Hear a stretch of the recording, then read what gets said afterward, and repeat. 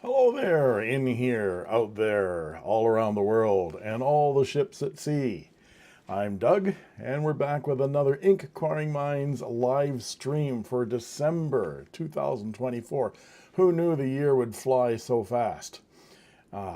It's good to see everybody. I started the stream, the chat anyway, a little bit early, so everybody could get a chance to gather and chat with each other. So I've been saying hi to people that have been arriving. And we're going to do a little bit of a throwback here. Let's see whether this will run. Romper bumper, stomper boo, tell me do. Magic mirror, tell me today, did all my friends have fun at play? Romper bumper, stomper boo. How old are you? And let's see who we've got here today. So let's take a look at the chat and say hello.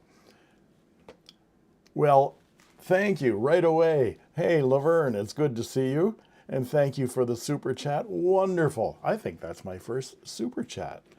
You're very generous. Thank you. It's Christmas time, and that was my Christmas gift. What should I do? Let's see. Should we buy some ink? Should we buy a pen? We're going to talk about a lot of pens today, so I've got an agenda. But first, let's start saying hi to some people who have already been chatting here. There's Willem. Hello, Willem. Good to see you. Name like nobody else. Good to see you. Yeah, you made it in with your sneaky earbud. Good. So you can hear me. Everybody can hear me fine, I hope. Give me a thumbs up. We have these gestures going here now. Give me a thumbs up if you can all hear me. And let's see. Interpret Singh is here. And Hari. Hello, Hari. Good to see you again.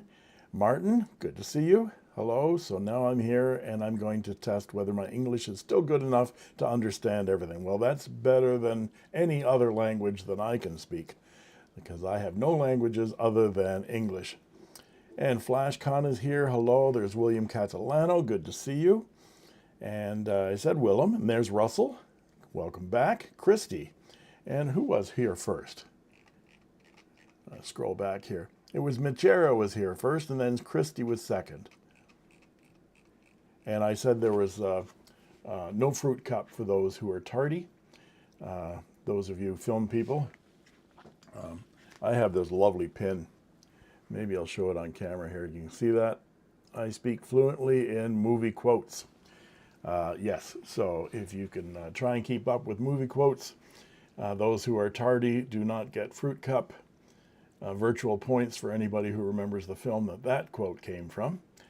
And so then we started talking about virtual fruit and treats and all that kind of thing. So what kind of treats are you enjoying for Christmas this year? Now I'm saying Christmas and I got my Christmas hat on. I was at a Christmas party last night, and we should say this is actually a holiday hat, right? It's not a Christmas Santa hat, it's a holiday hat. So inclusive of everyone out there and all around the world, whatever you're celebrating this holiday season, celebrate it with ink and pen. Right? Let's penable our friends. So who else do we have here? There's Iron Spider. There's Diego. Hey, Diego. Good to see you. And scrolling back, Mr. Sharon is here. And Ricardo is here. Hello from London. What time is it in London right now? It is 6 p.m. in London, England. And Copperplate is here, of course, as always. Hi, Copperplate. Good to see you. I've got a package all ready to go this afternoon. I'm going to bundle it all up, and it's going to go out to Germany because Copperplate has bought a pen. Not one, but two pens from me. So thank you very much for that. And it's 7 p.m. in Germany right now. And Christy wants to know if there's been fruit all along. Well, no, there's been virtual fruit. And I said it was mostly raspberries because that's mostly what I get. Those are the thumbs down. in American lingo. A raspberry is a Julio Jimenez, good to see you, and thank you so much. A super chat. Fabulous. Another 2 thumbs up for Julio. There we go. Look at that. It's the 4th of July. No, it's December, what is it? 7th. December 7th. And let's see. 1941, December 7th, 1941. That rings a bell somehow. What happened on that date? Those you history buffs should remember. It was a day to live in infamy, and always remembered for what happened at Pearl Harbor in 1941. So I do have a long agenda for us today. Let's take a look at it here. Agenda. Click on the agenda. There we go. This is for December 2024. And we're seeing what's new. So we're going to talk about what's new. It's not so much what new pens, what is new coming up on my channel. And we're going to talk about what's old. So what are the old pens that are coming up on my Pen Resurrection Sundays? I want to ask you guys what you want for your holiday gift giving. What do you like to give to others to penable them? And if you have people in your circle, your family and friends who are pen nuts like us, what kind of gifts would you recommend that we get for those people? I'm actually going to do a video on some cool holiday gifts for pen lovers. Not just pens, but other stuff. And then we'll get to Doug's mailbag. I know that I sent out a notice asking people for questions, and Louise was nice enough to ask a question, so we're going to answer Louise's question today. You got to remind me to give away a membership. It is the lucrative gift-giving season. I'm going to give away 5 memberships to my channel for 1 full month, and we're going to do that coming up. And of course, the next live stream will be January 4th, where we can celebrate the new year 2025 together. So let's get started. What's new? Well, first of all, what's new? There's Bill Pemberton, another super chat. Well, thank you, Bill. You're always so generous. This is Bill. I always like, whenever Bill's here, I like to show this, because not only did Bill send me a wonderful book on how to restore a vintage fountain pen, the book on it, he sent me this. This is Bill's block, and this is a knockout block. I was jerry-rigging something, that I made myself, and he said, no, you need proper stuff. And so he sent me that, and I use it every time I'm repairing a vintage pen. So thank you very much, Bill.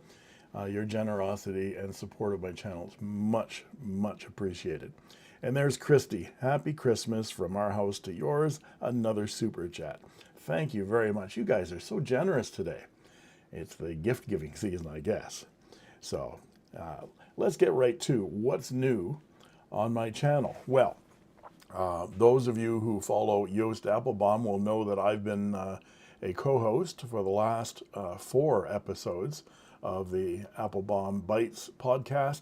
And last Tuesday, we recorded an interview with Brian Gray of Edison Pens. Now, I've been a fan of Edison Pens ever since the summertime, and I bought this beautiful Edison Collier in this amber marble, antique marble, I think they call it, something like that.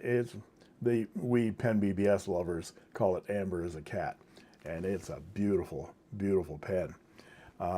So I was anxious to talk to Brian. We had a really good discussion. And you can see that, I've linked it in my community channel as well. It went up, I think, yesterday. Yesterday was Friday. Maybe it went up Thursday. But the rebroadcast went up. So you can watch that. And please watch it, because Brian does a really fascinating explanation of the design process that he goes through when he's designing a new model. And he announced a new model called the Elysian. It has just been announced back in October, and he has not released any of the models to YouTubers yet. and he's sending one to me right now as we speak. And Inkquiring Minds is getting the scoop. Yes, I'm getting the scoop over David Parker and over Stephen Brown. Hi, Stephen. So you'll see it here first, the Edison new model Elysian. And I wanted to show you guys what's happening with the Elysian. There's a little bit of a story. He said, I emailed him after our broadcast and said, I'm really anxious about the Elysian. He said, which one do you want? And he gave me a selection of ones that he had already built. And I chose the Brooks Galaxy, the Jonathan Brooks Galaxy. And those of you that know Jonathan Brooks acrylics will know that the Galaxy is gorgeous. And so I said, that one. And he emailed me back and he said, you're 3 hours too late. He had sold it 3 hours before I got my email. So good thing they're going out the door. But this is the one I went to instead. And so this will be coming. In fact, it's coming Monday, I think. It's already on its way here. Here we go. This is the Elysian in Brooks Forged Patina. A beautiful striated resin from Jonathan Brooks. With the gold hardware, I thought that looked really, really lovely. And let's see, wanted to show you the model more clearly. Here, Jonathan's photograph of the Elysian that he's just designed, and it's a fascinating shape. Have you ever seen anything like this? It looks like a desk pan with its sort of rat tail down here, and then the section swoops up rather than down. It's got you have a choice of gold or steel Yovo nibs, and the cap has this beautiful curve to it as well. And this pen posts all the way down to here.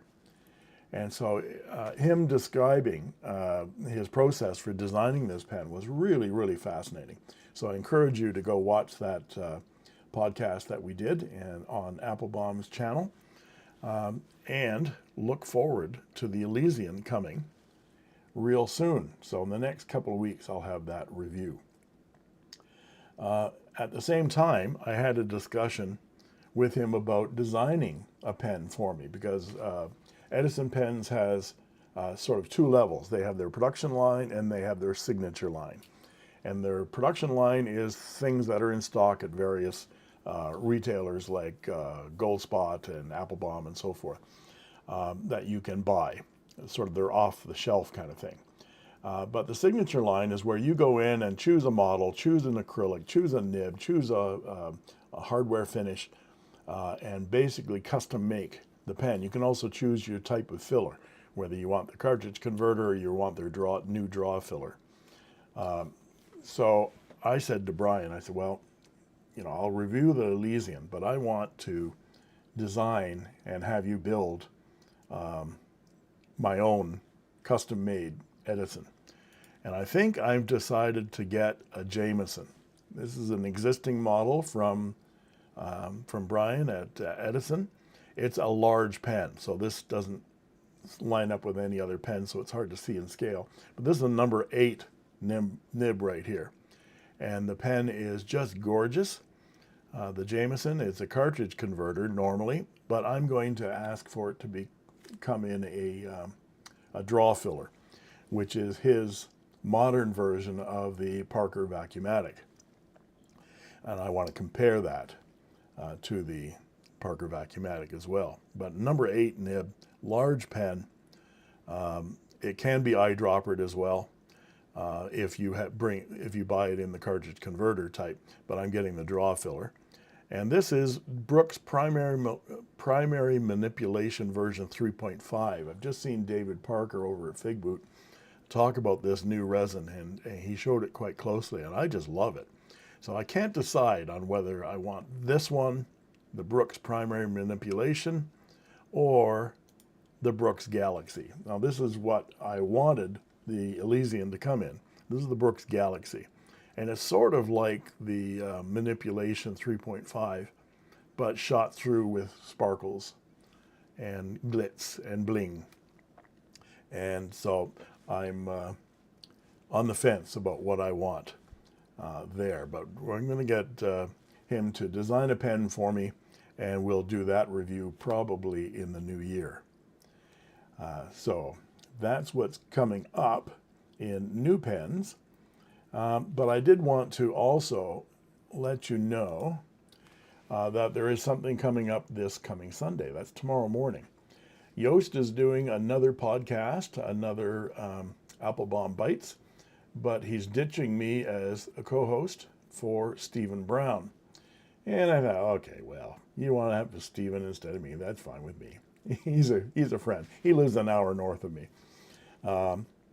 So his co-host is Stephen Brown, S-B-R-E Brown, and their guest to be interviewed is Drew Brown. You may know him from Goulet Pens and the Goulet podcast, and there's that whole bit about he's no longer with Goulet, and he started his own channel. And I've seen a couple of his broadcasts. He's a really wonderful personality. So I'm going to join in on that podcast tomorrow morning. It's going to broadcast at 7:30 a.m. Pacific time. That would be 8:30 a.m. my time, and something like 4:30 p.m. in Europe. So do your math, do your time calculations, and figure out when you can see that podcast between Stephen Brown, Drew Brown, and Yost Brown. He said he was going to change his name for the broadcast, so it's Brown right across the board. So I'm looking forward to that. So I'll be there, and I'll be chirping in and see whether they miss me or not. So anyway, so that's new. So mark your calendars for tomorrow morning and see what Drew Brown has to say. And we're going to go back to my computer again because I'm getting all this new stuff. I have to order pens or get pens from people who will send them to Canada, not using Canada Post, because Canada Post is on strike right now for the last 3 weeks. And so most of my pen suppliers will ship UPS or FedEx or something like that. So I'll get them. But there's new pens have sort of dried up coming into my mailbox. But I did want to tell you about this one. I reached out to my friend Tom Odo at Gold Spot Pens. That's not it. There. Use your computer skills, Doug. Here we go. This is the Esterbrook Esty Back to the Lands. I asked Tom, actually I asked him about another pen. There's the new Narwhal anniversary pen that came out in titanium. And people said, are you going to review that pen? And so I reached out to Narwhal and said, hey, send it to me. And chirp, chirp, chirp, there was no answer from Narwhal. And so I reached out to Tom and I said, hey, Tom, do you have that new Narwhal titanium? And he said, yeah, but they're a limited edition and they're selling out, so I'm not going to give it to you. So fair enough. He said, what else do you want? I said, well, someone, I can't remember who exactly, but I got a request from a viewer about this Back to the Lands Esterbrook Esty. It comes in a number of different colors. I chose this one, but here's the other incredible rock, and then the quirky leaf. So I guess the Back to the Lands is back to 1971 or something like that, or 1970, because these were the really disgusting colors of the early 1970s. Some of you may disagree, but I lived through those early 70s, and our furniture was in these stripes, in this awful blue, this awful rust, and this olive green. There was mustard as well, and it was all striped. And I see photos from the early 70s when I was a kid. I was just a little kid back then. Everything was in these, what they called modern colors at the time. So that's what they mean by Back to the Lands, I guess. But this fountain pen is coming real soon, like next week, something like that. So that's something that's coming up that you can look forward to. Now we'll go back to my desk, and I want to show you, my tea. Gotta have my, pardon me for a moment, talk amongst yourselves. PG tips. You're going to see these two pens. One is related to next week's podcast with Applebaum because we're interviewing next Tuesday Luca Baglioni, who is the CEO of Scribo Pens in Italy. And I borrowed this Scribo feel from my friend Peter. Hi, Peter, if you're watching. He's actually probably at the pen club today because we have a pen club meeting today. This is his Scribo feel, and it's a beautiful celluloid pen with these facets.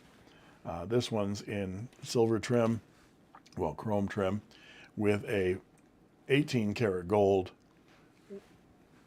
large number 6, 18 karat gold nib. See if I can focus here so you can see that. And this is a broad, and this thing writes like a paintbrush. It's a piston filler. So this is going to be my pen check for Tuesday. You'll probably see that video come out if you don't watch it live the following Thursday or Friday. But also, you'll be seeing this on an upcoming Murray's Moments because this is Murray's pen, our pen club guru, Poobah. And this is an ebonite, Santini Lira. And it also has an 18 karat gold. Beautiful. This is a flexi nib. Beautiful pen. And this is a piston filler as well, ebonite. And the piston goes the opposite way than what you normally see in a pen. I'm going to compare that pen to this one, which is my Leonardo. I got to get this right. Here we go. Is my Leonardo ebonite in this beautiful rosewood. So they're very similar looking ebonite pens. So I'm going to compare those two pens coming up. Let's check back on the chat and see what's happening here. And then we'll get to what's old. William Catalano says that anyone seen the new Magna Carta 500s has a smaller number 5 flex nib and it's rippled ebonite. Reminds me of a Waterman 52. Well, that would be cool to see. I've not seen it. I'll have to look it up on it's probably on their website, right? Hari says that's some good eye candy. Yeah. If you go to the Edison website, there's a place called The Gallery, and he literally has thousands and thousands of photographs of various models of pens in various resins. And you can search through that gallery as well for particular models or colors or whatever. And I went in preparation for talking with Brian and looked at the gallery. And I spent a good couple of hours flipping through thousands and thousands of pictures of pen eye candy, pen porn. It was wonderful. Copper Plate 69 says, Brian is also such an enthusiastic and likable guy that you really want an Edison pen. Very dangerous Applebaum bite. Yes, he certainly hooked me in. He calls the production line, which is their off-the-shelf models, in their factory, they call it their gateway drug because they hook you with something like, so the Collier is their most popular model of pen. And they hook you into getting a signature line by this gateway drug. And it certainly is. I'm going to be having 2 more Edisons. Now, he's sending me those Edisons. They're not cheap, those Edison pens, but they're not hugely expensive either. So they go, the steel nibs, they go from like $250 up. And you can get very expensive when you get to expensive resins and gold nibs, of course. You know, this pen is certainly a gateway drug because once you've got one of these, you want another one. So he sends them to me for review, not to keep, and I have to send them back. David Parker has said in one of his Edison reviews that he's received several pens from Brian at Edison, and they're always on loan, and he has to send them back. and none of them have gone back to Brian because he's purchased them all. So I got a feeling that's what's going to happen with the Elysian and with the Jameson that I'm ordering. Well, if I custom order it, I have to buy it. So certainly I'll be owning 3 Edisons now. Let's hope it stops there because my bank book can't handle it.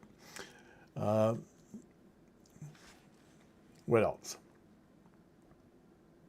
William Catalano says they aren't for sale in the U.S. yet, but I asked the owner and he said they will be. That's the Magna Carta 500 he's talking about. Christy's excited to see Drew, so is Penexer. And let's see. Penexer says, I had a fridge in Quirky Leaf. Yeah, didn't they call that avocado? Your appliances in your kitchen in 1971 were like avocado, harvest gold, wonderful old-fashioned colors like that. Let's see. Name like nobody else says olive fridge and orange and brown plaid couch cushions. Exactly. So I think we're going to do a bit of a retrospective of the fashions of the 1970s in my review of the Esty Back to the Lands. And we'll see how fashion designers went a bit nuts. It must have been the LSD.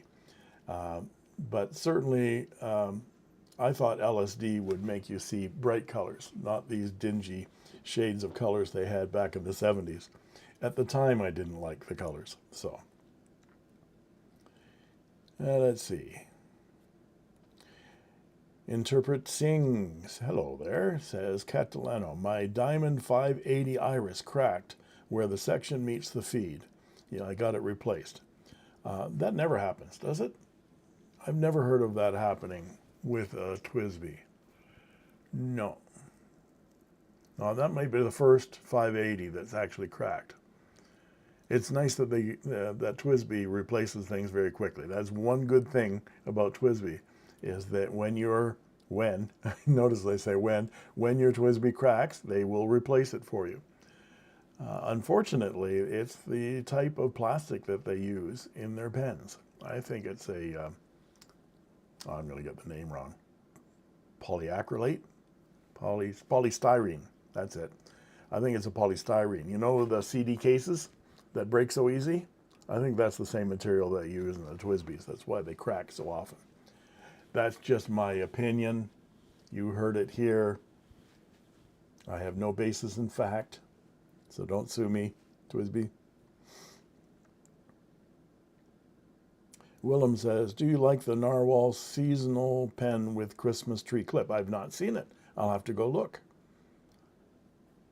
I stopped looking at Narwhal because they stopped answering my email. But I'm guessing that they're changing personnel because I used to deal with a certain person and then my email stopped being answered. And then I reached out sort of generally to Narwhal and they said, oh no, they're not with the company anymore. And now that person isn't answering. So they're not with the company anymore. So we have to find out who's answering the phone over there at Narwhal.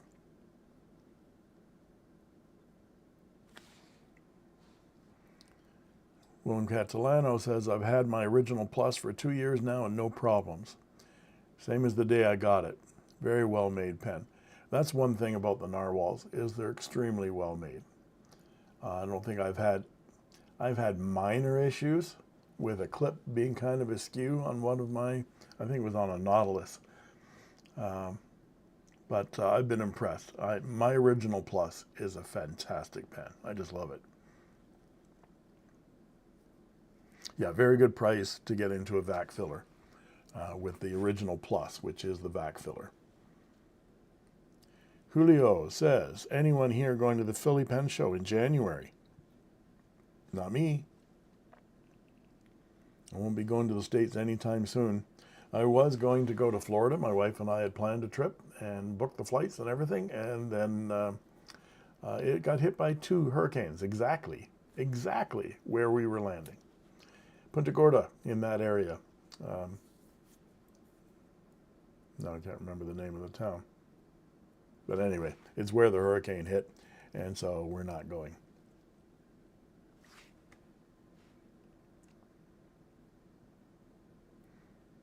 Everybody's talking about 70s colors. Yeah, I should get people to write in what their favorite 70s patterns and colors were. When you were sober, of course. See some of these patterns only in your dreams. Let's move on to what's old. I'm going to go back to my desk here. And let's set this up. Little Stagecraft 101. And we'll flip over to the desk. Here are 2 Pen Resurrection Sundays coming up. I just finished restoring of this pen. This is a 1940 Parker Vacuumatic in burgundy pearl. And if Copperplate is still here, she bought this pen yesterday. Because members get to see these videos sometimes a week in advance. And so she saw this pen and said, wanted it, I want it, I want it, I want it.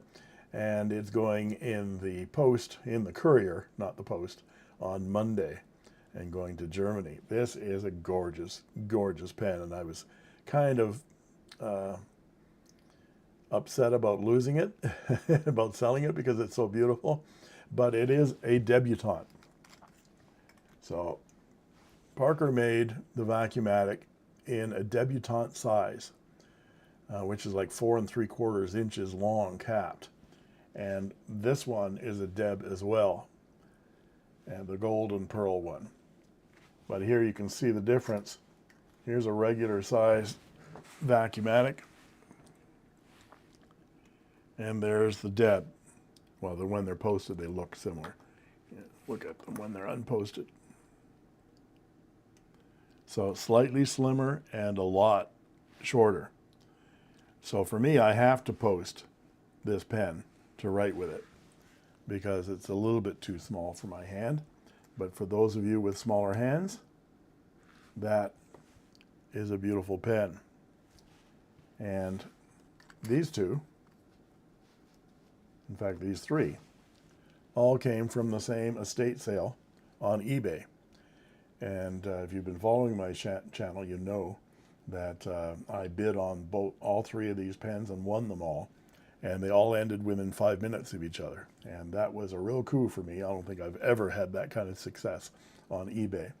So the next one that's coming up, I haven't touched this pen yet, but this Golden Pearl Debutante Vacuumatic, this one's from 1936, I think. And I wanted to show you this, because all 3 of these pens have this wonderful, beautiful transparency. We talked about this filling system in our podcast last Tuesday with Brian, because he resurrected that filling system, the Parker Vacuumatic, and sold them for a number of years, and then discontinued it and updated the system so that instead of having a diaphragm in there, latex, he makes them with a piston. So, which is, where is it? Where do I put these pens?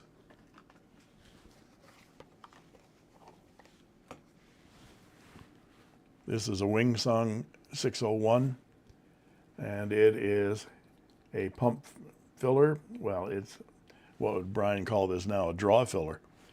And I also talked to Brian about it. The Pen BBS came out with a prototype of the draw filler. And he said, yeah, they copied it from me. Well, who knew that? I never heard of China copying anything of you. Never. That never happens. So the next one, this is a regular sized Vacuumatic in azure blue, pearl. I have one of these. And the cool thing is that all 3 of these pens were in excellent shape. And all 3 of them had diaphragms that work. So they had been functioning when they were sold. They're not in restored shape, so there's lots of scratching and tarnish on them, but I'm bringing them back to brand new shape, both of these pens, over the next couple of weeks. So look forward to those pen resurrections, and I probably will be selling these pens if I'm successful at restoring them. This one needs some nib work. The other ones didn't need any nib work, but this one's slightly twisted. And so I'm going to work on getting that pen working. So that's an old couple of pens coming up. And take those away. Move the crab, move the snake.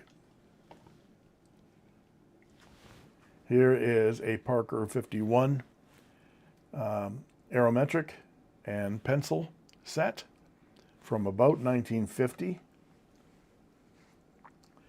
The issue with this one, and it says as found here, turn it around, as found, there is a crack in this barrel. You won't be able to see it on this camera, but right there is a crack.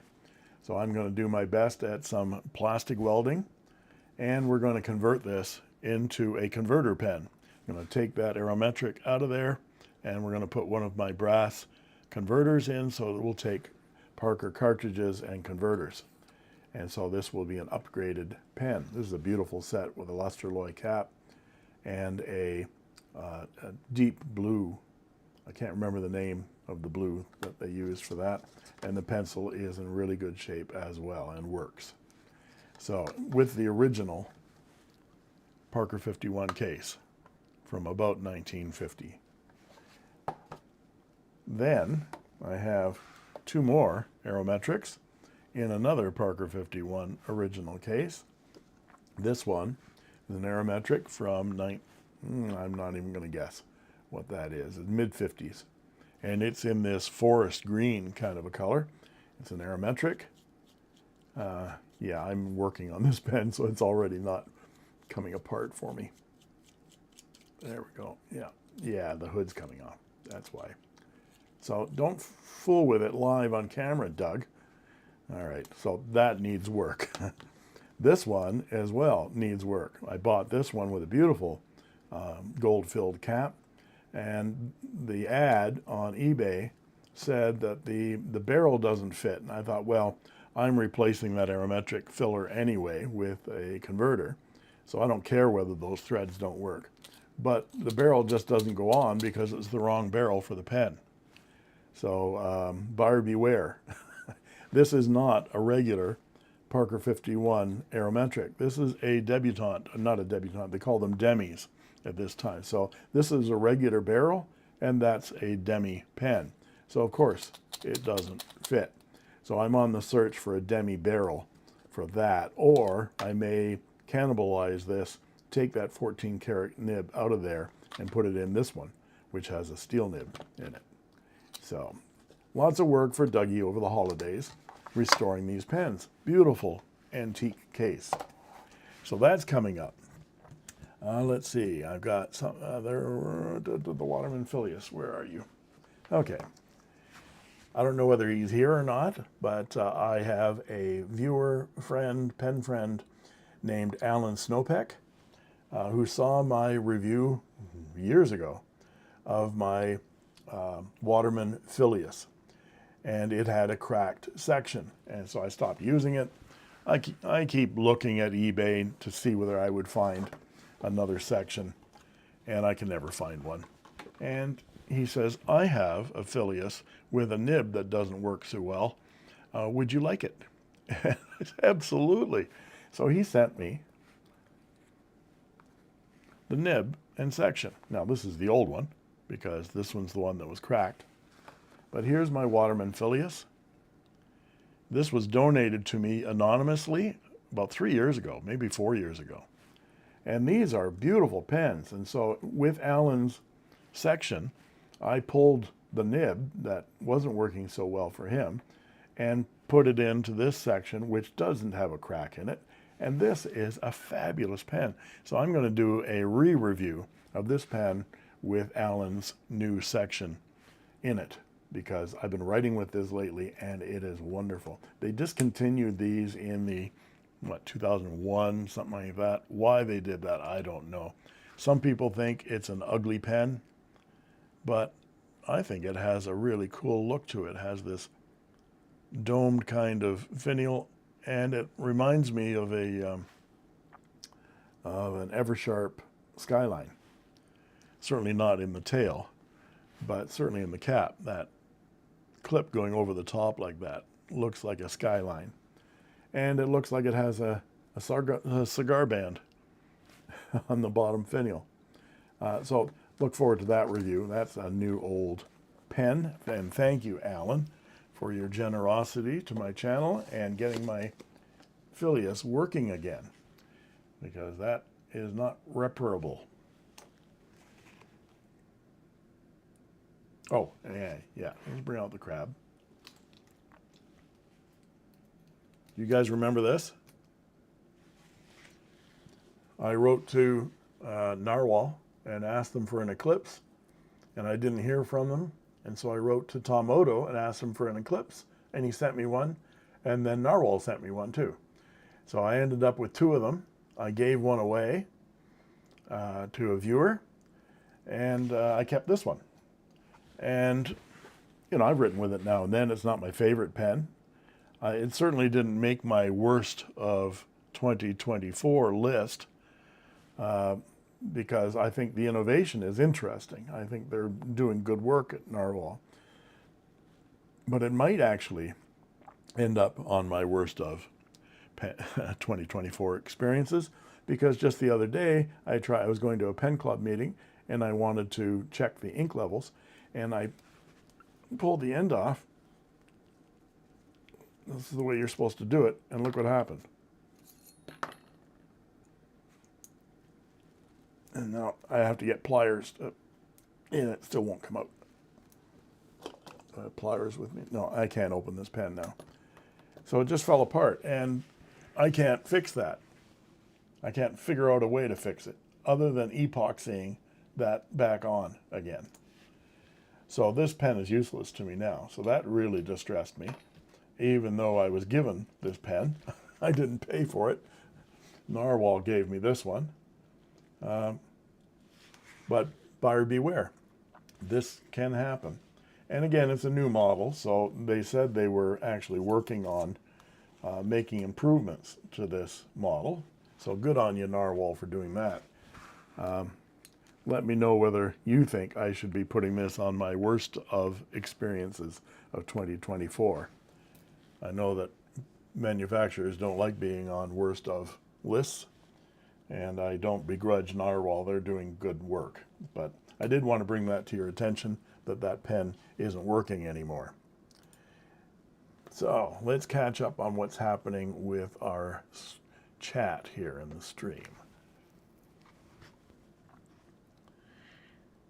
So who have I missed? Who's here? Let's check to see how many people we have here now. We have 61 people here now. Hello, everybody. All those people that I missed when we started, that came in while I was talking away. Good to see you. Thanks for coming. Bill Pemberton wants to know if it's worse than the Moonman V60. I don't think there's much worse than the Moonman V60 for me.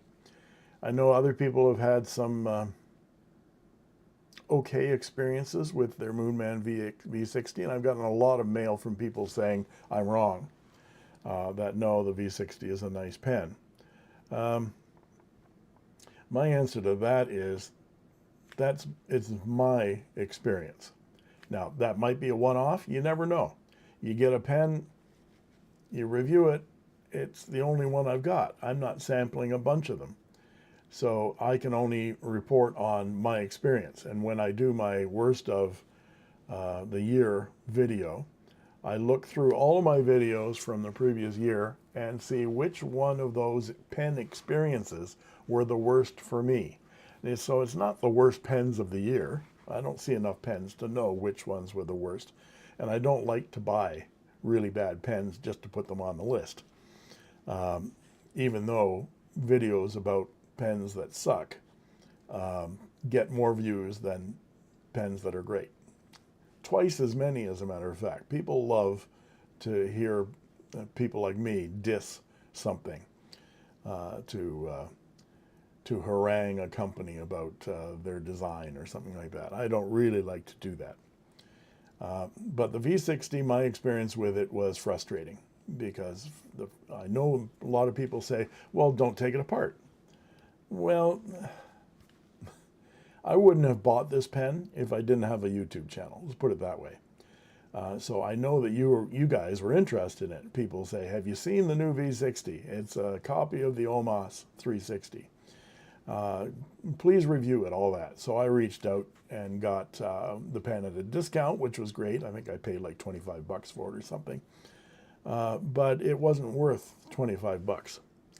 So I feel it should have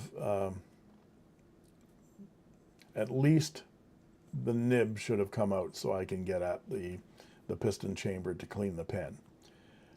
These triangular pens, the piston mechanisms in them are difficult to manufacture, to design, engineer so that the triangle lines up every time. So OMAS had some difficulty there as well. But certainly it is not a great experience for me. I thought it was a crappy pen. And they're not new to crappy pens, Moonman. I've got 3, 4, 5 Moonmans where they're mostly trying to copy Mont Blanc. Whenever they try to copy something from Mont Blanc, it is awful. Yeah, enough said about those. And Penexer says the Majon X1 is shockingly well made. Yeah, it's not as well made as the Pilot. I think you can say that the manufacturing techniques and processes, materials and everything are cheaper. Certainly it's put together and mine have not fallen apart.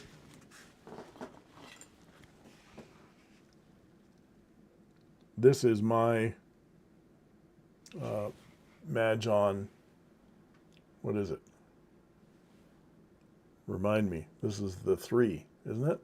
It's the copy of the LS from Pilot, and I've got a Pilot nib in it, a Pilot gold nib in it, and this is an excellent pen. So yeah, Majon can make, yeah, A3. Okay, so it's not the X, the A3.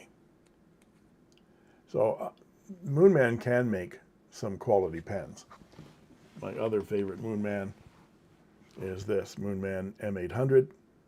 It's the direct copy of a Leonardo Momento Zero. This one's in a Galaxy acrylic, and I've got a Leonardo steel 1.1 stub on it, which is sublime. So this sits right next to all my Leonardos. It's that good a pen. So yeah, they do make some good stuff, which makes me head scratch as to why they make such crap sometimes. Yeah, I just don't get it, how they can, maybe they have 2 divisions and, you know, all the epsilons work in the one division and all the alphas work in the other. Let me know if you know that reference.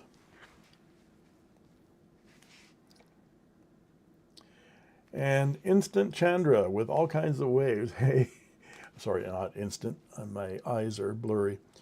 Ishant Chandra, welcome. Lots of hand waves. What are your thoughts on the KWZ inks, or KWZ as we say here in Canada? I have several of them. My favorite is the Azure Blue number 2. What I like about them is they smell like vanilla or chocolate. Vanilla, I think. But wonderful inks. And a nice bottle too, nice wide open top bottle. I have not used them recently. The Azure Blue number 5 or number 2, I can't remember which one it is a fairly highly pigmented ink, and so you need to be able to clean your pen out sort of regularly if you're going to use that ink in it. I've got one of their iron galls as well, like a gold iron gall. Lovely inks. I would recommend them. Yes, Penexer, you're thinking of the A series. Yes, I was. I can't remember the X1. What's the X1? So he has to go search for it. Okay, so I get a picture of the Majon X1. I really have a difficult time remembering all of these different model names. Oh, that. The Bohème. Okay, yeah. No, I have not tried one. I've written with several Bohèmes, and they're fascinating little pens. I still don't get it. Why have a capless pen that has a cap? But it has been explained to me by my pen club friends. It's because it makes it short. So it makes it a pocket pen, but when you open it up and extend the nib, it becomes a full-size pen. So, okay, I get it. I still don't think I want to, well, maybe I will. We'll see if I can get Sally to give me a deal on an X1, because I do have a couple of friends with some Bohèmes, and we'll see whether we can do an A-B comparison between yet another Moonman copy of a Mont Blanc pen. Namby says, hey Doug, watched your podcast with Brian from Edison Pens. Is that draw filler similar to that filler in the Wing Sung 601? Is there a difference? I think there is a difference. The 601 has got all plastic parts except for the rod, whereas I think all of Brian's parts are brass back here, and it's a much better mechanism. I love my 601 Flighter, but I do have to do a lot of maintenance on it because that piston sticks a lot, and I have to clean it out quite a bit, and it keeps coming apart on me. And it keeps leaking on me as well, but that's my fault. But I do love this pen. So that's one of the things I will be doing when I get my pump filler, my draw filler from Brian, is I will be comparing it to the Vacuumatic from Parker and to the 601. And there's, oh yes, and I have a Pen BBS. It's a prototype. I can't remember the name of it, but it has a prototype draw filler in it that Yang, what's his name? Long. Jialong Su is the head of Pen BBS. He experimented with that several years ago. We haven't seen it since. William Catalano says, does the Noodlers have the triple tail nib or the music nib that flexes? How is it? I have not tried, and he's asking that of Hari, of course, but I've not tried a Noodler's pen, and I don't think I want to. Again, I'm not a big flex fan, mainly because I'm horrible at it. So I like the lazy man's approach to line variation and line character, handwriting character. Get a stub or an architect and just write normally. And it elevates your game with your handwriting without any pushing and prodding and scratching and spilling of ink. Let's get back to our agenda here. I did mention that coming up, I'm doing a series of 2 videos. One that has my top 10 pen experiences of 2024. That will be coming up this weekend. Not this weekend, following weekend, I think. And then I follow that with my worst pen experiences of 2024 video. So I do those. A lot of people wait until January, but I think if I'm going to do my best of, maybe you guys want to know what I really like from this past year if you're going to be still buying presents for people or buying presents for yourself, or what you're going to do with that cash that Santa gives you this Christmas and you want to buy in January, something like that. So I put out my video a little bit earlier. I'm not getting any new pens before Christmas anyway, so there won't be anything to add to the list. Excuse me. I'm talking too much. So those videos will be coming out in the next couple of weeks. Let's go back to our agenda. and see what Doug needs to be talking about. Ah, yes, we have to be getting to the question of holiday gifts, since we were talking about that anyway. What do you want for your holiday gift this year? Pen related. Is there a new pen that you're interested in? Is there a new ink that you're interested in? How about accessories? I'm going to be putting together not a review, but a video of what I think are some of the top accessories kind of things for fountain pen lovers. So things like inks, pen stands, pen cases, pen sleeves, notebooks, journals, leather covers, leather pen cases, all those kind of things. Sorry. Gonna need a little bit of PG tips.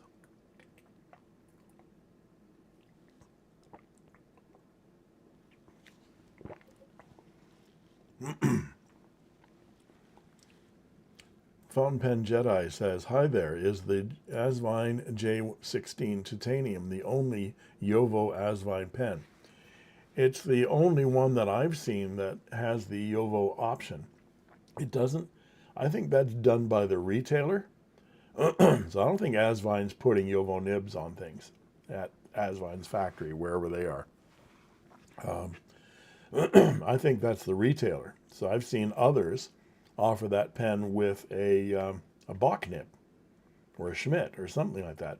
So I think retailers are swapping nibs around and giving people options instead of getting the Asvine nib. At least that's what I found, because I couldn't find the Jowo nib option anywhere other than where I got it. And I got it from Sally on Amazon, on the Asvine store on Amazon. Ishant Chandra says, what are your favorite inks or most used inks? My favorite ink is Iroshizuku Konpeki. I've gone through, I've only been doing this for 4 or 5 years. I've gone through like 4 bottles of Konpeki, and that's 50 milliliter bottles. Now, I have a lot of pens, and a lot of pens are inked up with Konpeki, and I use it for testing a lot as well. The reason I like it so much is not just the beautiful shading blue ink that goes to sort of an azure shading blue, but I love how not wet, but how well behaved the ink is. So if I think I'm having flow issues with a particular pen, and it might be the ink that I've chosen for it, I'll rinse that pen out, put Konpeki in it, and that kind of eliminates the ink as being the problem. If it's still a problem, it's not the ink. If the problem goes away, yeah, it was the ink that was the problem, because Iroshizuku's inks, most of them, especially Konpeki, are so well behaved.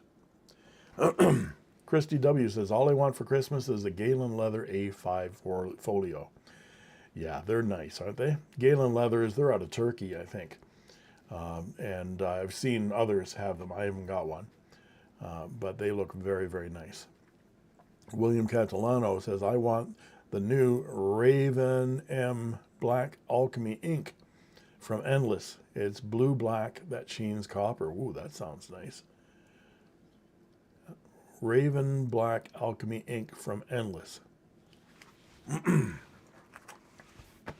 So when Willem, is that Willem or is that William? That was William. When William says, look at something, I do. Endless pens. Raven Black? Yeah.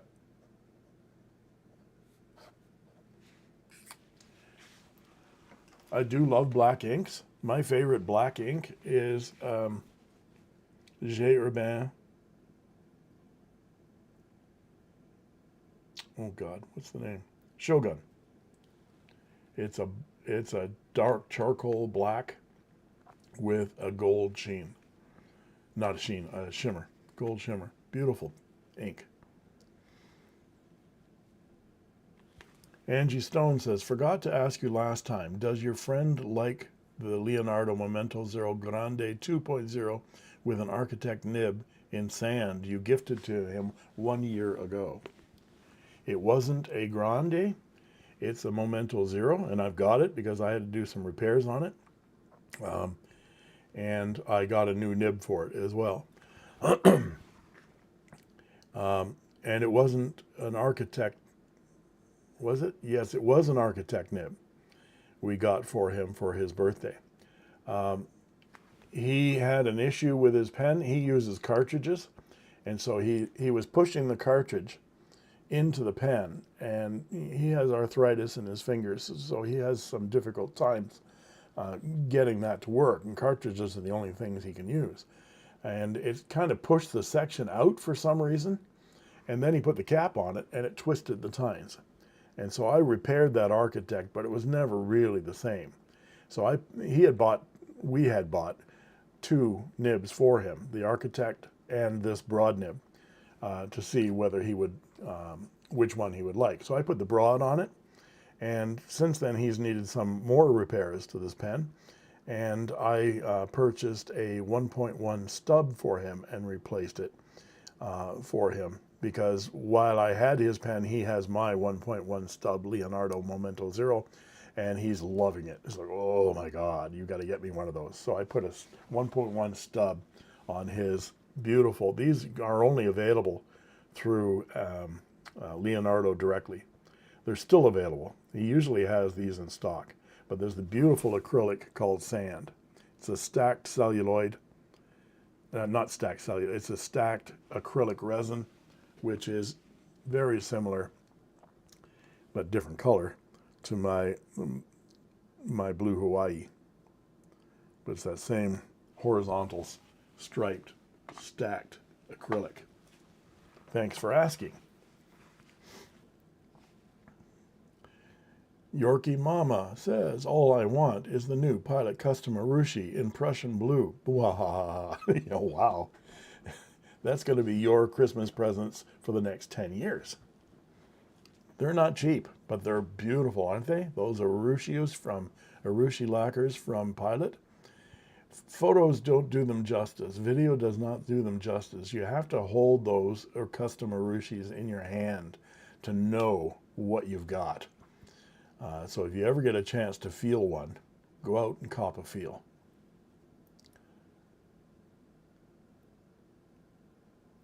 Name like nobody else. I've been on eBay, got a Leonardo Mosaico in chiaroscuro, and a Momento Zero in green blue is coming. Wonderful. Couple of beautiful Leonardos. I love Leonardos. They just do such excellent work. The eye candy is amazing.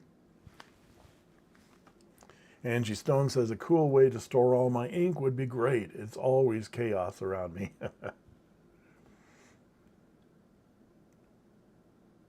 Hari says, I have yet to try Konpeki, already a bottle of, I'm not going to pronounce that, Tsuyukusa?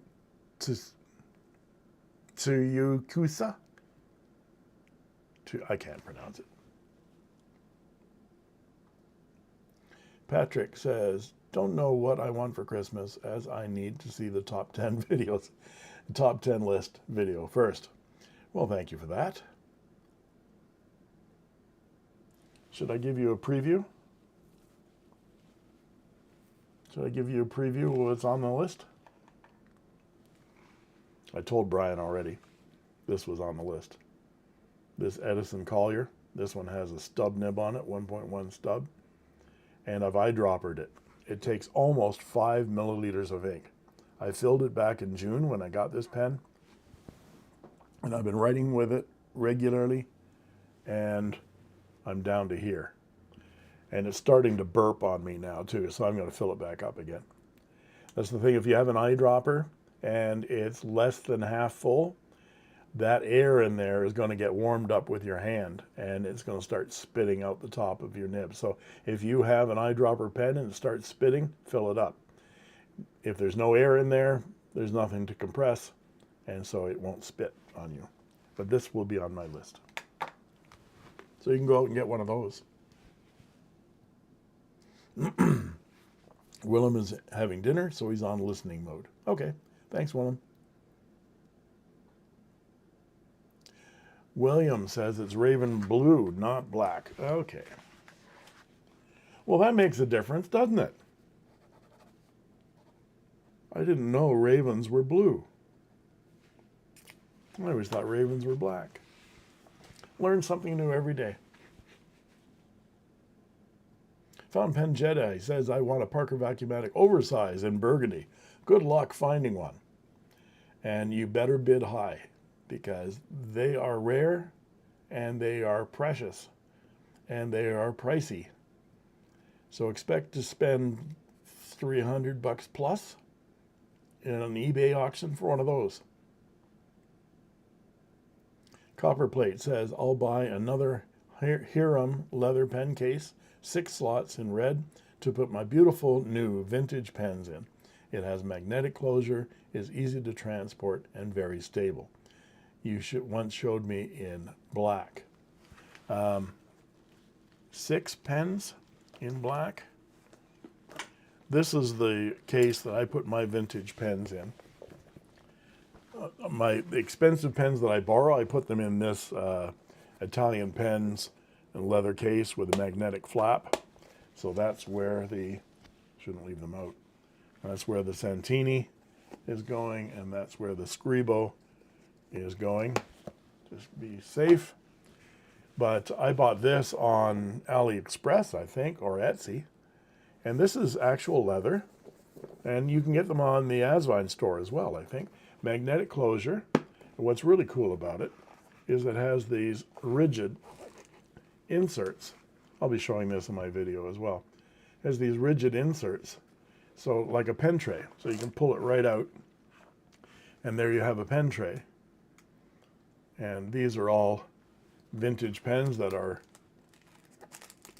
in need of some restoration that will be coming up. So I've got 3 black Vacuumatics in various sizes and various states of disrepair. But that's a nice rigid case to carry around 6 pens. And I think you can get these in 12 variety as well. They're very similar to the Galen leather, and they come in black and they come in a sort of a tan. This is like a, not oxblood, but it's like this dark saddle kind of color. I love it. Beautiful. So those are kind of the suggestions if you can get something like that for your pen lover for Christmas or for the holiday season. Go ahead and get that, because you're not going to be disappointing them. Buying a pen for someone else is not such a good idea, because you don't know, what their preferences are. It's like buying shoes or something for someone. You really have to walk around in them a little bit to be able to know whether you're going to like that pen or not. But getting them pen accessories like pen stands and inks, people will love any ink that you get them. Get those sample kits that you can get from Ferris Wheel Press, for example. Little chargers, little samples of a whole bunch of different colors. Those are all good ideas. Chi-Town, California says, I do find some Iroshizuku pink foundation inks like Fuyagaki, Hana Ikada. Boy, you're really testing my patience today, Chi-Town. And Murasaki Shikibu to lack that lubricated feel in some of my pens. Though, I don't think, other than Yamabudo, I don't have any of the red-leaning Iroshizuku inks. They're all blacks, blues, grays, things like that, blue-greens. On my shelf anyway, I don't have Murasaki. I find Yamabudo is well lubricated, but I'm wondering whether it's the red shift. Red inks tend to be sticky. Just ask me about ancient copper. That's what's in here, diamine ancient copper. Take a look at your old ancient copper bottle of ink, and it's covered in crust. So that red It's not pigment, but those red dyes tend to coagulate a little bit more than blues do. It's just, it might be to do with the chemistry, I'm not sure.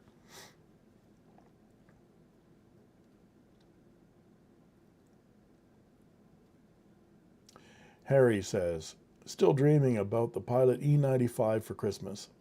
Medium nib is what I wanted. That's what I've got. I got this one for Christmas 4 years ago now from my wife, and it is always on my desk. It sits on my snake, and the cool thing about this pen is I can go for a couple of weeks without writing with it, and I pull it out, and it just posts so beautifully. It's just that feeling of that way it slips in, and I don't know, this is a slim pen. I like thick pens, but I love this slim pen. And when you write with it, look at that. I haven't written with this pen for 2 weeks, and I just opened it for you right now, and it wrote the first time. Now, I've had it sitting horizontally, which helps. If it's sitting like this, it might not start up right away. You might have to give it a little bit of a push. But this is still one of my top 3 pens of all time in my collection. My top pen, of course, is my Pelikan M800. But that Pilot E95S is probably second on that list.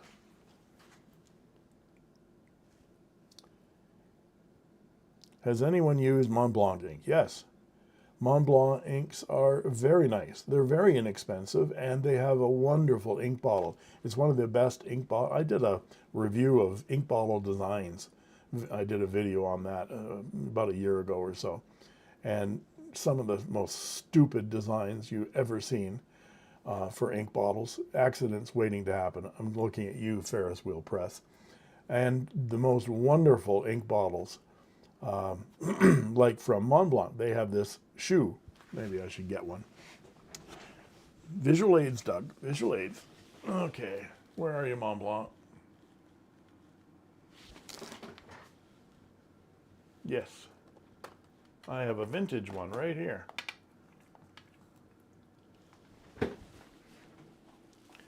They don't look like this anymore. This is an old design. My friend Ronnie gave me this one because he had it in his desk for many years. And I didn't even know what color this is. It's a blue-black, I think. But this shoe design, so that your pen goes in at an angle, and this little hump here allows the ink to fill up more on this side of the hump. So it's easy to get the last bits of ink out, especially with piston fillers. And then there's the Waterman bottle, which has this diamond kind of a pattern to it, and you just sit it sideways on your desk, and it leans it over so you can get into the ink. Wonderful designs. So Mont Blanc inks are very nice, and they're not very expensive. I found them to be well behaved, wet on the most part. Angie Stone, would you please play a song on the guitar for us for Christmas, live? This would be exceptional. I'm tempted, but the problem with that is if I play any more than 20 seconds, YouTube gives me a copyright strike. Well, usually it's just a copyright warning, and they remove all revenue from the stream. A strike only comes if you play something like Motel Arizona by the Beagles. You all know that song, Motel California, by that famous band, the Beagles. And the reason I'm saying that is because you can't even say their name and the name of that song on a YouTube video. Or what's his name? Who's the drummer for the Beagles? Don Henley. He will come after you with his team of rabid lawyers and get you to cease and desist. So I won't play anything by the Eagles.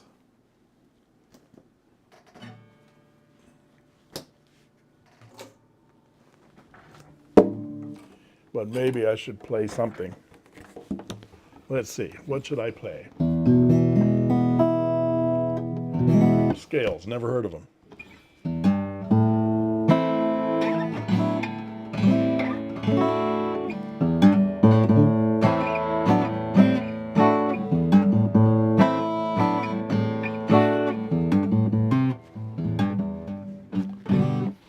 What would people know?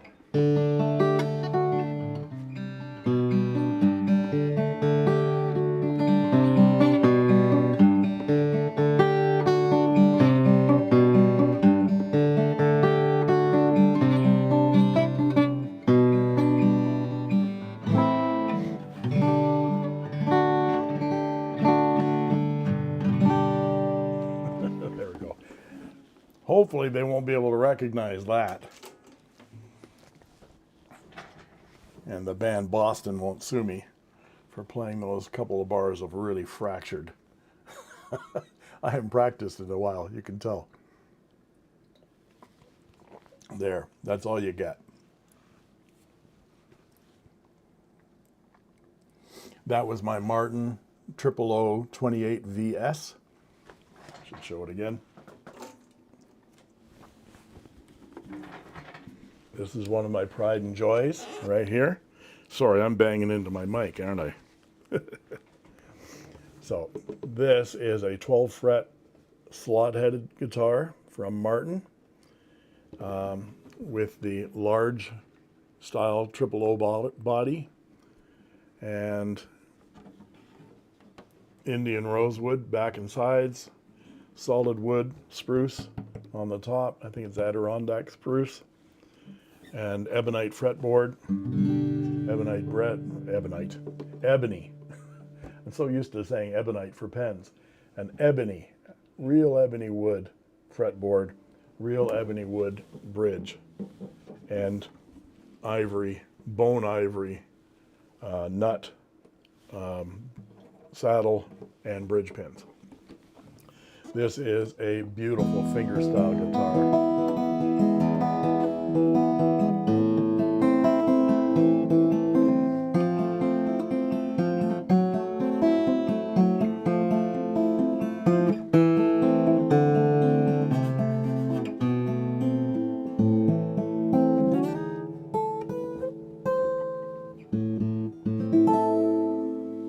Beautiful fingerstyle guitar. There you go. So, how did I get so many great guitars, you may well ask? Well, I traded over and over again. I acquired guitars over 30 years, and, you know, cheaper guitars, and then I would trade 2 guitars for 1 better one, and then get more guitars, and then trade 2 for better ones. And so that's how I got that 12-string Gibson Hummingbird, limited edition. Beautiful, beautiful 12-string guitar from Gibson, custom made in Bozeman, Montana. I traded 2 or 3 guitars for that one. Same thing with that guitar way over there. There it is there. That's an American made deluxe Stratocaster Fender. It was the 50th anniversary of the Stratocaster, that one. So again, trading 2 or 3 guitars to get a better one. And now I've got the best collection. And I don't need any more guitars. I shouldn't say that, should I? It's like saying you don't need any more pens. Anyway, I digress about guitars. Don't get me going on about guitars, or this will all end up being a guitar channel. And we know how many of those there are. Pamela Snyder says, play something in the public domain. Greensleeves? I'd have to practice. My intros, I always put the intro, here it is.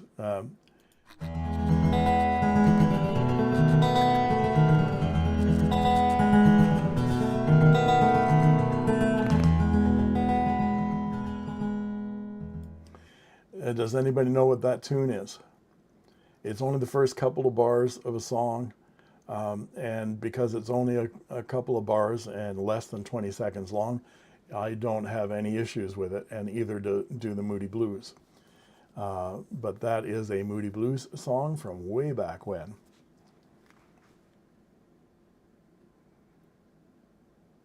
See if anybody knows what it is. Name Like Nobody Else, Monteverdi Midnight Black, I think is what it's called. It's dark black like charcoal, Monteverdi. Chi-Town, come on man, I had a rough night and I hate the friggin' Beagles. Yeah, so I didn't play any Beagles.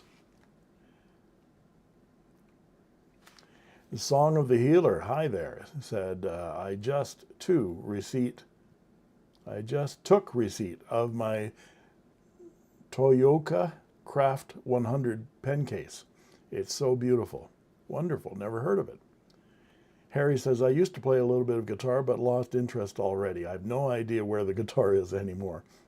I used to sell guitars for a couple of years after I retired from teaching, and it was wonderful. I enjoyed every minute of doing that. But one of the things that I recommended to people who are just starting the guitar is to not buy a cheap guitar, because everybody wants to sell you a starter guitar, and they're impossible to play. Even for good guitar players, they're impossible to play. And we used to call them guitar-like objects, and we sold them by the lift, by the pallet load. We called them GLOs, guitar-like objects. I always recommended a small classical guitar, nylon string guitar. The strings are softer, it's easier to play through the pain. And you play for a couple of days, play for a day or an hour or something like that until your fingers get sore. Put it away for a couple of days. Go back to it, play again until your fingers get sore, and then put it away. And a little bit at a time and put it away. Every time you pick it up again, it'll feel better and you'll learn a little bit more. So it's easier to get over that hump of not being able to even play a chord and it hurts at the same time. That's a hard learning curve. Russell Bickford, Doug, what did you think of the guitar Christmas ornament link I sent you? I have several guitar ornaments on my tree. One is an antique blown glass electric guitar. Those old Christmas decorations out of blown glass. They're very fragile. And so that's the one that has prominence on my Christmas tree right now. Yeah, anything guitar related. Thanks, Russell. Oscar Medina, hey Oscar. Damn it, I missed most of this because I was watching the Applebaum video with Doug and Brian Gray. Yeah, we were talking about that earlier, Oscar, and I was recommended everybody to watch that interview because Brian is so fascinating. He kept apologizing for going on at length about technical stuff, but that's the stuff we really are interested in. I was fascinated. So I really enjoyed my chat with Brian. And the good thing was that Yost's internet connection was really crappy, and so he wasn't able to talk so much. So I got Brian almost all to myself. So I really enjoyed that. Diego Lima says, I have had classical guitar since I was 17. Yesterday I changed the tuning pegs after 15 years. Well, yeah, sometimes you need to upgrade. So Angie Stone says, thank you so much. I love guitars and your playing. Thank you very much. Yeah, again, that's why sometimes if I have a longer intro about the guitar, and I was mentioning earlier why I put that intro in, is because when I started doing this, every single time I put a video up, people say, cut your nails, you're gross, you're disgusting. I have guitar fingernails, and I've had them for 30 years. I play fingerstyle guitar. You'll notice that my fingernails are clean and trimmed on all my other fingers except for these three, my thumb and these three fingers, because those three fingers are the ones I do fingerstyle with. So I'm not quitting playing guitar. I'll quit writing with a pen before I quit playing guitar. So that's why I put that video in at the beginning, to show everybody, look, see, he's using those fingernails, so keep your mouth shut. But I have to put a filter into my channel that holds comments that say anything about fingernails. So I have a number of words that will pull that comment out and not post it publicly until I look at it. If it's unrelated to insulting me, then I let it go. If it's someone insulting me, bop, right on the head. You go away to oblivion. It's just like whack-a-mole. I love whacking people on the head. So, and you're nasty to me, bye-bye. This is me saying bye-bye. Or as Cary Grant used to say, get out. Beautiful guitar, thank you.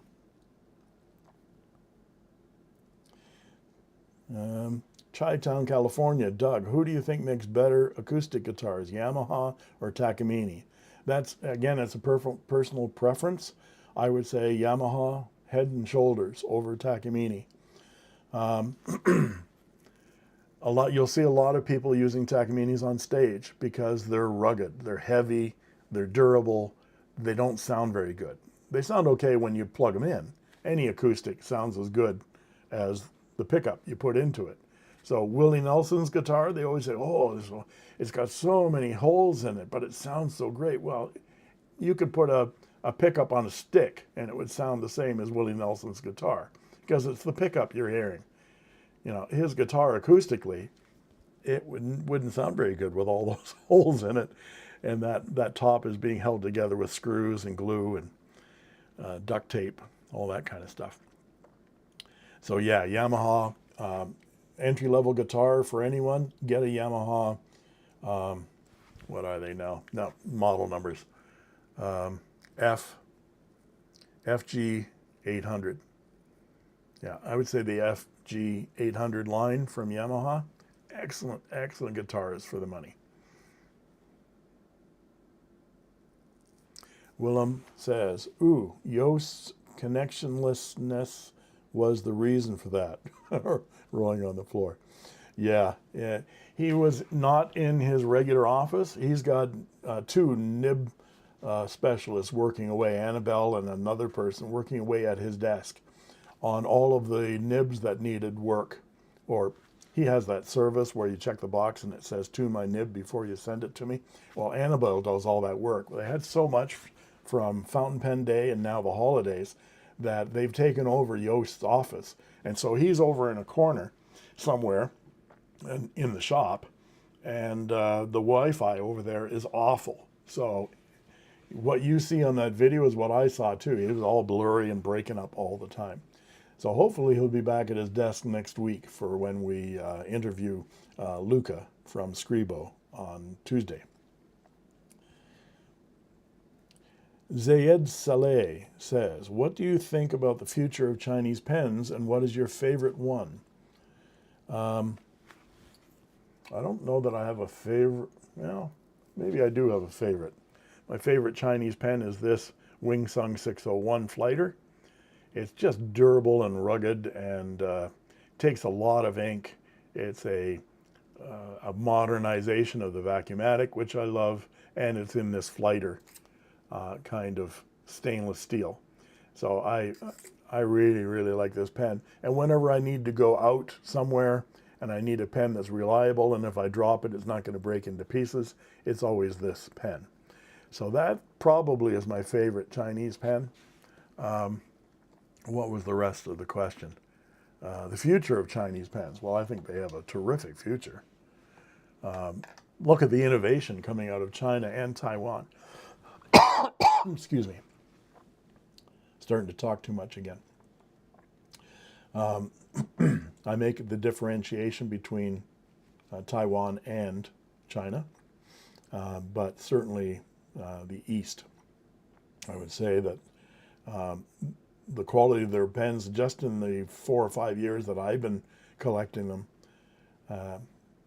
has increased exponentially with the introduction of brands like Hongdian. I know their brand is like back in the 90s, but since they've started making their own pens, Hongdian, Asvine, I was surprised the Asvine brand came out. I think they're related or somehow to Moon Man. I have no proof for that, but it's just a feeling. But certainly the quality out of the top end Wing Sung, my Wing Sung 630, Mont Blanc 149 kind of clone with a 14 karat gold number 8 size flexible nib is one of the best pens that I own. And I got it for under $100. So yeah, they're coming a long way and they've got a great future, I think. What's going to happen with a 25% tariff for their pen sales in the United States? That's what I'd be interested to find out. Maybe you guys can weigh in on that too.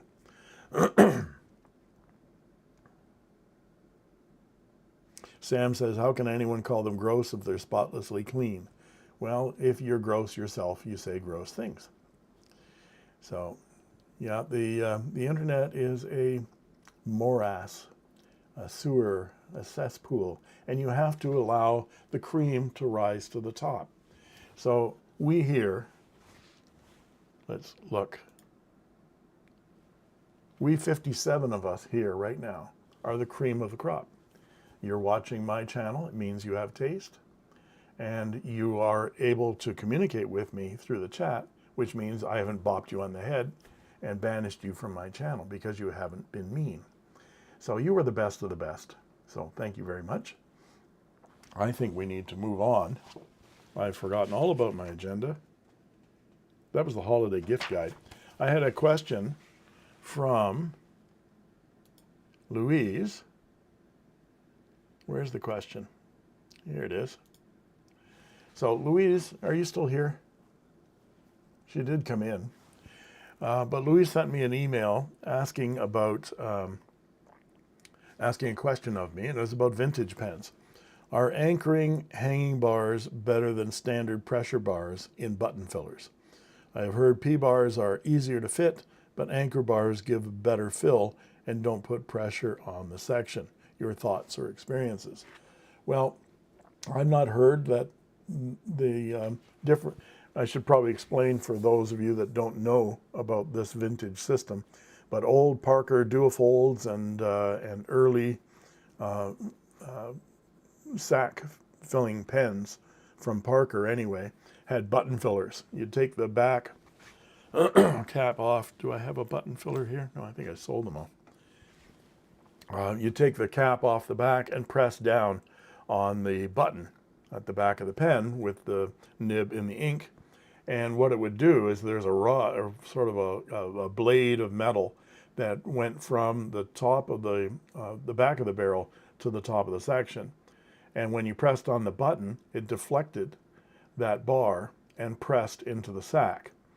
Whereas standard lever fillers, you lift a lever which pushes the bar flat against the sack on the inside and squishes it, and you suck up ink by pressing the lever. And that bar in the lever filler is either called a J bar or pressure bar or something like that. I found no difference in terms of filling, other than the button filler seems to be a little bit more difficult to fill. It doesn't travel as far. I've not heard of any difference in pressure on the sack. I haven't had a lot of experience with vintage pens, only maybe 3 years now. So I can't really comment on that. I doubt that the pressure on a button filler puts pressure on the section.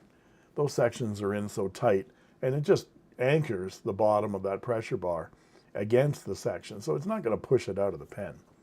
So I think if it was pushing it out of the pen, that section was not fitted properly. So again, an incomplete answer, but that's my experience with it. Thank you for the question, Louise. I very much appreciate that. And that was, I didn't get a chance to use my video. I should have done that first. That was mailbag for December. And so we're coming up on announcing our next live stream, which will be, let's look at the agenda again. Next live stream is January 4th, Saturday, January 4th. And I look forward to seeing you all there.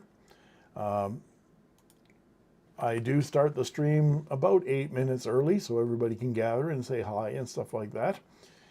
You'll see this video reposted again once it's finished uploading. So skip ahead by 8 to 10 minutes to get to the front of the video. And also, let me know what your questions are in advance. Send your email to inkquiringminds@gmail.com and ask me questions. Of course, you can ask me questions anytime. But if you want your question answered here live in January, ask your questions of me and I will save them in Doug's mailbag for our next broadcast in January. So I think what we need to talk about in January for a topic is, what's your New Year's pen resolution for 2025? And no, the resolution that I will not buy another pen does not hold, because we all know it's bullshit. Sorry, it's bull pucky, horse pucky. I'm not supposed to swear live, otherwise I get rapped on the knuckles. So thank you all for being here. I'm starting to lose my voice. I'm going to go take my wife out to brunch now. We're going to enjoy our Saturday. You enjoy your Saturday evening or your Saturday day, depending on where you are around the world. I really appreciate all of you coming here. You super chat folks, I love you. Thank you very much for your support. I will leave the stream up after I leave, just for a while, so you can all say goodbye to each other and answer each other's questions that you're talking about right now. Give it a little bit. After this video goes up again for rebroadcast, I think it takes maybe 6 to 8 hours before the chat will come up beside it, and you can follow the chat along as well. So I look forward to seeing you all. Please keep watching my channel, and I'll see you again live in January. Don't forget the Stephen Brown, Drew Brown, Yost Brown podcast, Applebaum Bites podcast tomorrow morning at 7:30 a.m. Pacific, 8:30 a.m. my time, 4:30 p.m. Central European time, and I will be joining that as well as a chatter. So thank you very much, and it's goodbye from me, and it's goodbye from him. So goodbye.